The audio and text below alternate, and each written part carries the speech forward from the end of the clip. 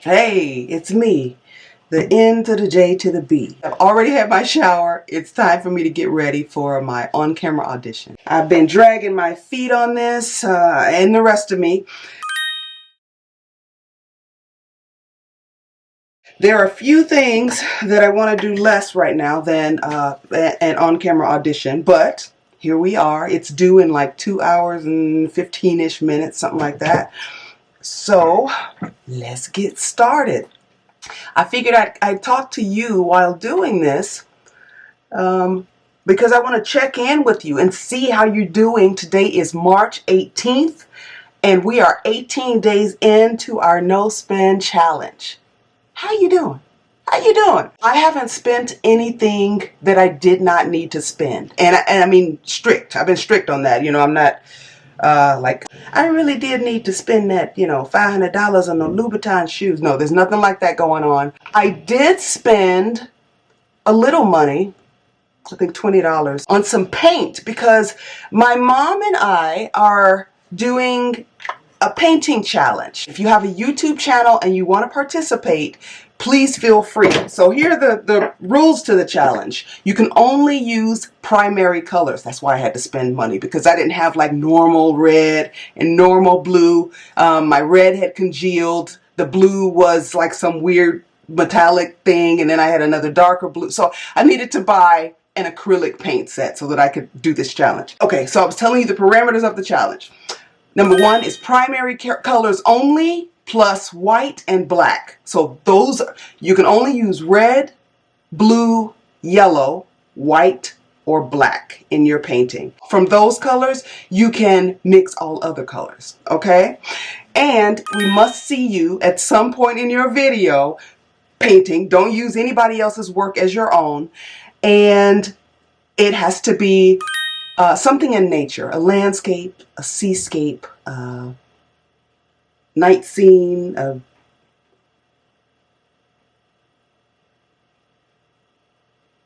Oh, I thought somebody was in here with me. I think it's squirrels on the roof. So if you want to participate, please, please, please, you have to let my mother, MzBrazell, or me know. Leave it in the comments that you will be participating and leave a link to your channel, okay? That way, when the challenge goes live, because we're all recording separately, we will everybody who participates will get a list of the other participants and can link to them. That way we share, we promote one another's channels, we promote one another's art. If you want to participate. Something else that I've been meaning to say for a while, and I better get on with this, getting myself together.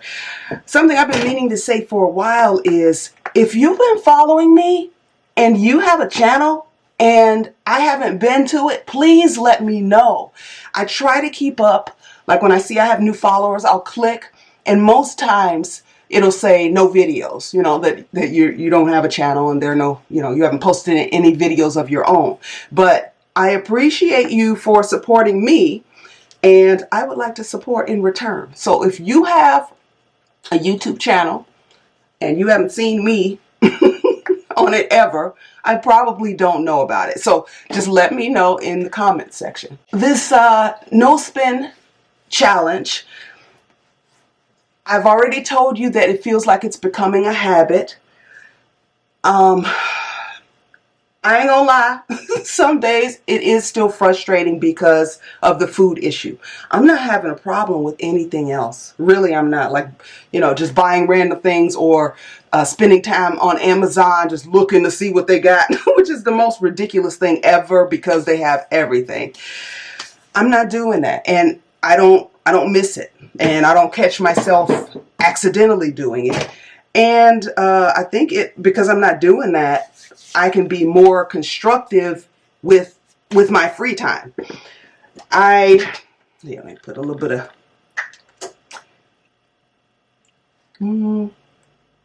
Vaseline. It smells like creme brulee. It smells really good.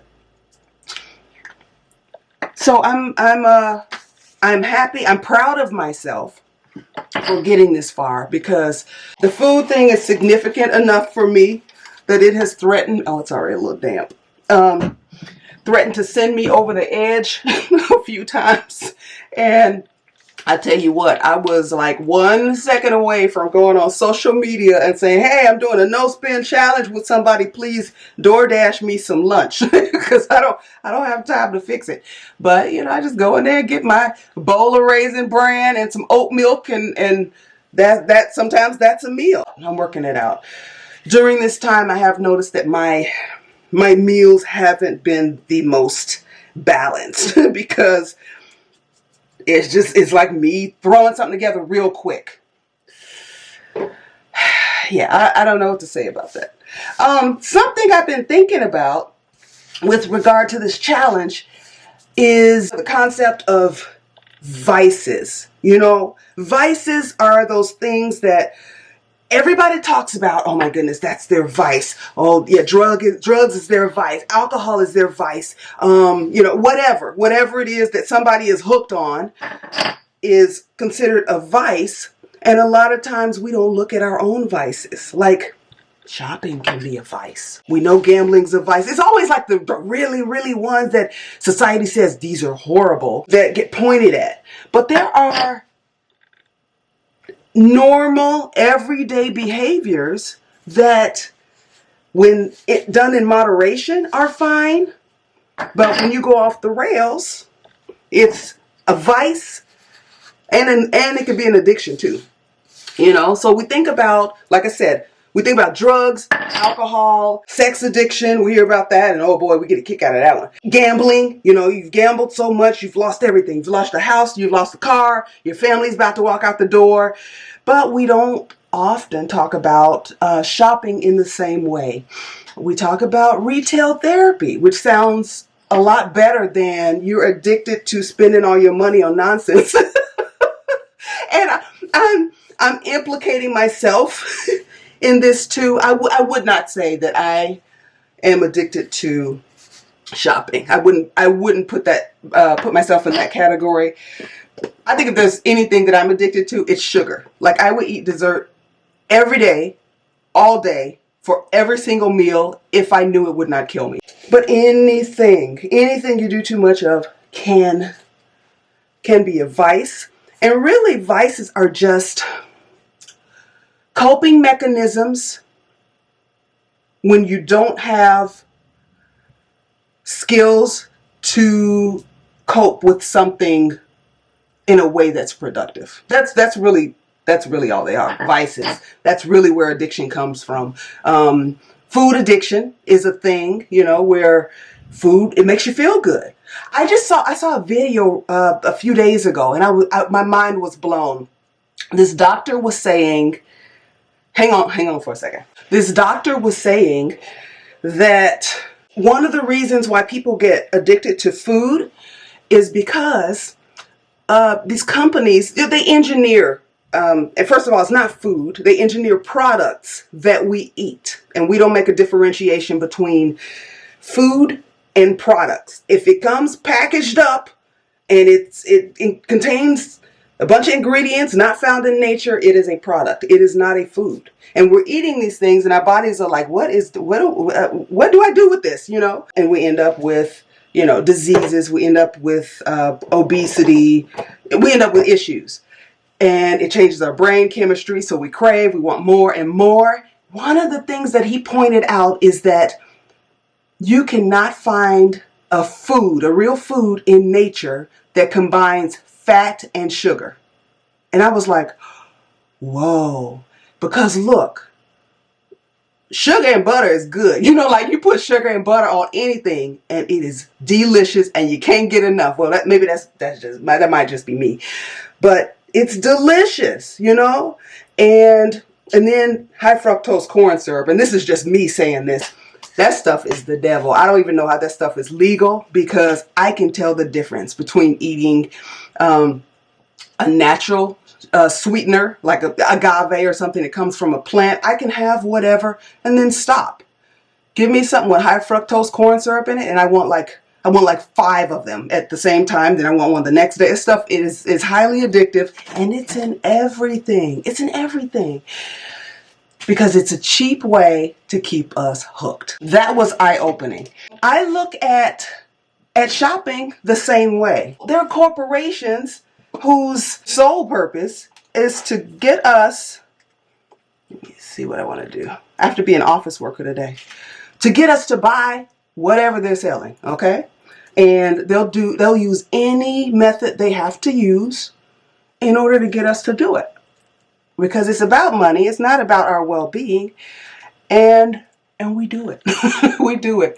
Here's something weird that I noticed a few days ago, but I took a screenshot of it today. When you go to google.com, you know, there's that little bar that you type into, you know, type your search into the search bar to tell them what you're searching for. Well, on that page now, and this wasn't there before, so I think they know I haven't been spending money. On that page now is a little section that says shopping cart, and it's got an Amazon shopping cart with stuff that I haven't bought yet. I didn't ask for that. It just showed up. I've never seen it before now. So these companies are always watching. And for me, the no spend challenge wasn't about depriving myself, because I'm not big on deprivation, you know, like treat yourself, don't cheat yourself. That's how I feel, you know, just not to excess and not to the detriment of your future, you know, or your things that you really have to do. But treat yourself, because if you deprive yourself for too long, at some point you're going to go off the rails, and it's going to be a worse situation than if you had just said, you know, okay, well, let me do this in moderation. I won't buy this thing over here because I don't need it, but I really like this. I want to have things in my life that are either useful or that I love. So the reason for me to do the no spend challenge is to stop impulse buying. Stop buying because this company said, oh, you know, if you buy this, you'll feel this way. Oh, look how happy this woman is in this video because she has this thing. Oh, this is the latest and greatest. It's better than that thing that you have that you can't find because you got 3 other ones and they're in a closet somewhere. You know, it's to shut all that down. And I feel like that has happened. I don't feel any impulse to be buying things that I don't need. And I have no intention of on April 1st going, woo, I'm out of jail. Now let me buy all the things. No, no.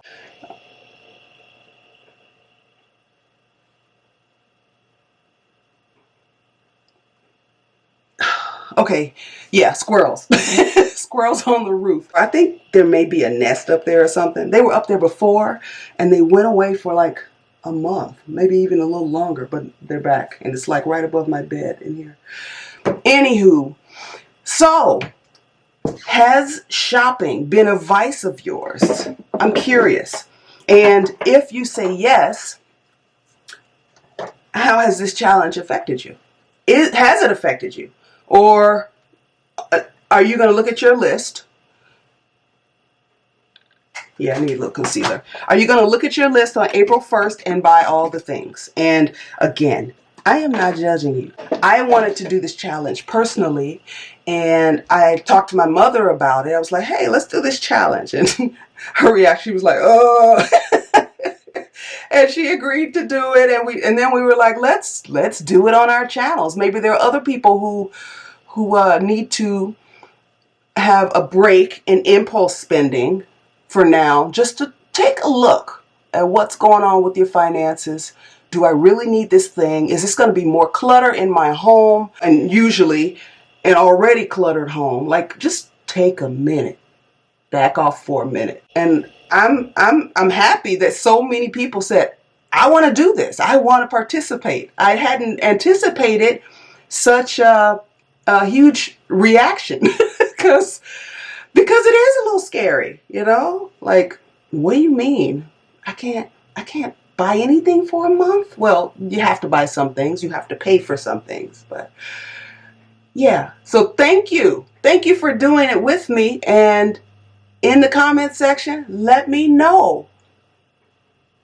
Do you see a change? Have you fallen off the wagon? Have you given up completely? And again, I am not judging you. I promise. I got enough issues on my own that I'm not going to be judging anybody for anything. All right. Well, I'm going to finish up my face, decide whether I'm wearing an afro puff or putting on like a face framing curly wig, and then I'll come back and let you know what I look like. But talk to me. Talk to me. Let me know how you do it, okay? All right, I'll see you soon. Bye. Hi, I'm Nicole J. Butler.